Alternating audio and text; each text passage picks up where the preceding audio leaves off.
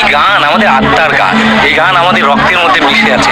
যে কোনো মানুষ এই গান 1 মিনিট চোখ বন্ধ করে গাইলে চোখ দিয়ে জল চলে আসে। বাংলাদেশের জাতীয় সঙ্গীত পরিবর্তন, এই দাবিতে ঢাকা শহরে অনেকেই আন্দোলনে নেমে এসেছে। আমরা জানি যে অন্তর্বর্তীকালীন সরকার সবকিছুই সংস্কার করছে, এখন অনেকেই জাতীয় সঙ্গীত সংস্কার করার দাবিটি তুলেছে। এ নিয়ে কালকে কক্সবাজার অনেক সংঘর্ষ হয়। জাতীয় সঙ্গীত পরিবর্তন এইবার প্রথম নয়। 19-এর দশকে বঙ্গবন্ধু মারা যাওয়ার পর জাতীয় সঙ্গীত পরিবর্তন করার দাবিটি তোলা হয়। ওই সময় এই দাবিটি নাকচ করে দেয়।